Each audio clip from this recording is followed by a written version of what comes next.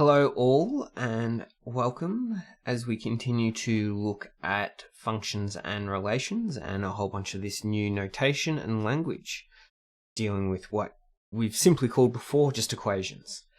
So exercise 5b, we're going to look at relations and then two things called domain and range. If I'm a bit nasally, I apologize. It's because I've been sick the last couple of days. A pair of elements, okay, are denoted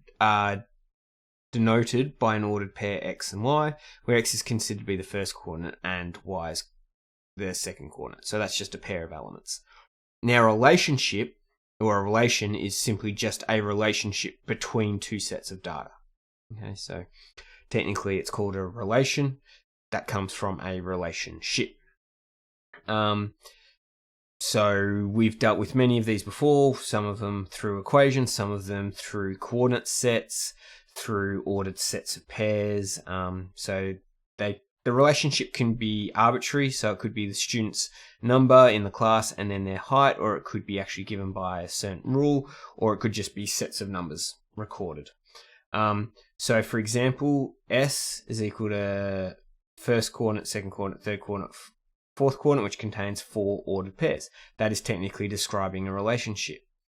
D, or example B, but D is equal to this thing which has x and y coordinates, where y, okay, so our conditions, remember, that we put after this, where y needs to be equal to x plus 1, and x also needs to be the numbers 1, 2, 3, and 4, and if we actually substitute those in, we get this set here. So that's also, so we could put in 3, that gives me 3, 4, put that in, that gives me 4, 5. Or we could also say, okay, F is this relation where we have x and y coordinates, where, again, so these two little dots tell us our conditions, where y needs to be x, the x coordinate plus 1, and also x is the elements of, and if we can remember what r is, but that's all real numbers. So how many real numbers are there? Well, there actually happens to be an infinite amount of them. And so we get, if we had this relation here, it gives us an infinite amount of ordered pairs.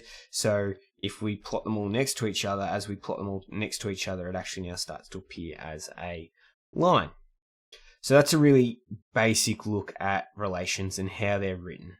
We can write them just as a list of ordered pairs, or we can write them as a condition from using ordered numbers, or we can write it as an infinite relation. That's all it needs to be. It's just something connecting two bits of data together. Could be for a specific thing we've analyzed, or it could just be completely arbitrary. Now, in both of example B and example C, maybe pause and have a quick look for a second. But in those, okay, there was a rule. Not only was there sort of a rule stated that connected the x and the y, but it also told us what the allowable x values were, or what the allowable first coordinate. So in example B, okay, it had the rule connecting it, but importantly it had this. It told us x is only allowed to be these numbers. In example C, it told us x is only allowed to be these numbers. Now, it said real, which is pretty much all numbers that we know of apart from imaginary numbers, but it's still giving us technically a restriction on what the allowable x values are. Now, this allowable set of numbers, or set, I guess we could call it, we actually give it a specific name. We call it the domain. Okay, it's the allowable values, I guess, we can put in. Allowed to be what we put in, and then whatever we get as a result following either the rule, or sometimes there might be something else that matches it up. Okay, whatever we get out of it, we call that our range. So I like to think of domain as what's the input that's allowed, and then the range is what's the output that we get out from that domain. So we need a domain to be able to figure out the range. So, for example, state the domain and range of the following relations. Well, in this case, our domain is the values that are being put in, so that we can see that that is -2, -1. Now, -1's repeated, so I don't need to write it again. 0 and 1. So that is my domain, which we can write like that. And then our range, we can write like this. So we get -1. We also get a -1 again. We get a +1. And then we get +1 again, and then -1 again. So that's our allowable outputs given the domains. Put any of those 4 numbers in. We're allowed to put any of those 4 numbers in here. And then we'll get any of these 2 numbers out. Rightio. For B, we have a function, okay, linking our x and our y coordinate pair. And we're told x is any element between -1 to 2. Okay? And it's square brackets. So domain, what are the x values that we're allowed to put in? In this case is equal to, we have -1 x up to 2 inclusive. So we can write it like that, or you could actually just write it just like it is written there. So I've used interval notation here. That's interval notation. If I wanted to use set notation, I would just write it as it's written in the relation.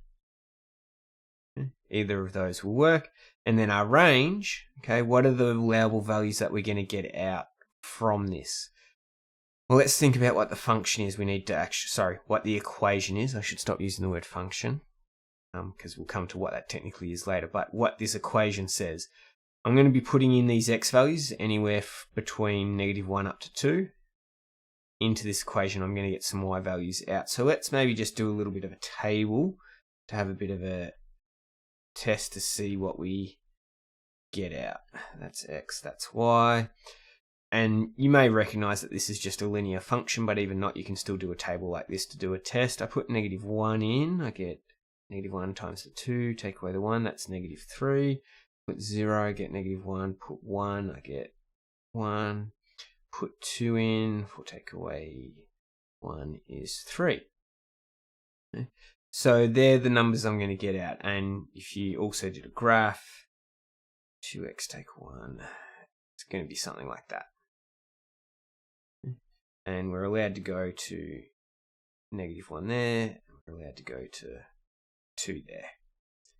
That's endpoints. So what are the y values that we clearly are allowed to get out? Well, if I do it as interval notation, it's clear that they're going to be between -3 and up to +3, or y is the elements of the numbers between -3 to +3. So yeah, domain, what's the allowable values we're allowed to put in? That is normally told to us in the relation. And then range is what are the y values that we're going to get out of that. And you have to do a bit of interpretation. Maybe you might even have to graph it or do a table of values. So, for the following relation, complete the square, then sketch the graph to be able to state the range. So in this case, this question may be simplified in a test. For the following relation, state the range. Well, how are you going to do it looking at this? Okay, this is a quadratic where x is allowed to be all real values. Maybe you might be able to interpret and know straight away, think about what the shape is and know what y values are going to be allowable, but maybe we might want to complete the square so we can get some intercepts and make a sketch of the graph. And this is great practice for completing the square, which is a skill that you need to know for the rest of this year and next year. So we get y is equal to 2x squared minus 4x plus 6. Now to complete the square, we must take out this 2 as a common factor. We need the coefficient to be 1, so we get 2. Then we get x squared minus 2x plus 3. Now I'm going to get y is equal to 2, and I'm going to put square brackets. Now I get x squared minus 2x. Now 2 is our magic number, so I'm going to halve it, then square it. So it's halved as 1 and then 1 squared is 1, so I'm going to put plus 1 minus 1 plus 3. I get y is equal to 2 bracket. Now I can write this, the first 3 terms, I can write that as x minus 1 all squared, because again, I'm looking at the minus 2. and I just need to halve it, and that's what I put there. And then what's left over from those first 3 terms, so that was those first 3 terms used up, I've got -1 plus 3 left, so I get +2, close brackets. Now, you notice there's a plus here, so we can't actually factorize any further, but I can expand out the square bracket, so I get y is equal to 2x minus 1 all squared plus 4. That's just expanding this 2 into there, and 2 to there. And why is this handy? Well, this is now written as turning point form. I can see that my turning point is going to be equal to 1, 4. That's my h value, that's my k value. That's the turning point of my quadratic. Why is that handy? Well, I know, let's maybe say that that is 1, that is 4. Okay. I know my turning point is going to be there, and looking at this term here, I can see that it's a positive quadratic, so that means it's going to be a U shape. So I actually know the graph is going to look something like that. Rough sketch, it's going to look something like that, and quickly, it's 1, 4. This y-intercept is letting x equal 0, so that goes to 0, that goes to 0, that leaves me with the +6, so my intercept is at 0, 6 there. But that's not critical to actually figuring out what the domain and range is. Or the domain in this case, the range, sorry. We were told the domain. It said x is allowed to be any real values. So what are our y values that we can get? Well, all our y values are from 4 upwards in this case. Whatever x value, doesn't matter what you pick, it's going to be the y value that we're going to get out is 4 or larger. So I'm just going to write over here because I've run out of space, but the range is equal to y being greater than or equal to 4. We can write it like that, or we can also write it as equal to, in set notation, we can have from 4, and that needs to be square brackets because it needs to include 4, because we need to include the turning point in this case, 4 up to positive infinity. Up to, okay, so that's getting our range. So again, x values, in this case we're told we're allowed any x value. Figuring out the range is what are the y values that we're going to get out of this particular relationship.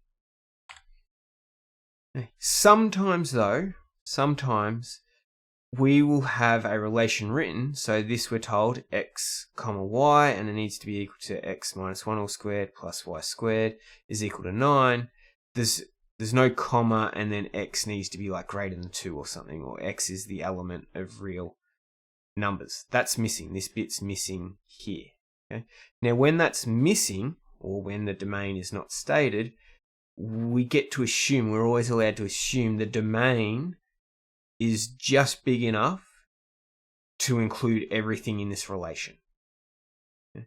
What's the domain that's going to make that relation work? And that's called the implied domain. We haven't written, so it's just assumed, and it's implied that the domain is actually big enough to make this equation work. Well, hopefully some of you may be looking at this equation and recognize that this is a circle, and straight away from that circle we know h is equal to 1, k is equal to 0 because there's just the y squared, and we also know the radius is equal to 3. So let's sketch that out. H is 1. So our center is going to be there at 1, 0. We have a radius of 4, so I'm going to come, radius of 3, so I'm going to come across the 4 there, 4, 0. We go across 3 this way, that gives me -2, 0. We go up 3 from the center, that gives me 1, 3, and go down 3 from the center, that gives me 1, -3. Okay. And that is an absolutely terrible circle. But that's what it would be. Okay. So we've done a quick sketch of the graph. We could find that intercept there and there, but we're not going to for now. And I want to state the implied, and I should say in here, what's the implied domain? So what are the x values? And it only needs to be as big as it needs to be to make that graph normally work. So we can see my x values quite clearly need to be at least come down this way to -2, and my x values need to at least go up to +4 to make this work. From that, I can also see, well, what are my y values? Well, my y values need to go up to 3, and they also need to be greater than -3. So let's write our domain, or implied domain. Implied domain is equal to x being the element of all numbers between -2 and 4, and the y values, so for the range, is y needs to be the element of numbers between -3 and 3. That's it for this exercise. So there's 3 key things. Relation is anything, equation, or set of numbers that have some form of connection between them. It could be given by a rule, or it could just be a list of ordered numbers. Domain is the allowable x values. Most of the time it's given to you. If it's not, you just assume it's big enough to make the equation, if it's an equation, work. And the range is what are the y values that you get out of that domain. So as we change the domain, if we maybe restrict it, we're going to change what are the y values that we're going to get out. That's it for this video. If you have any questions, feel free to ask in the comments below or on the Google Classroom. Thank you very much. Or you can also send me the email through Google Classroom. That's it.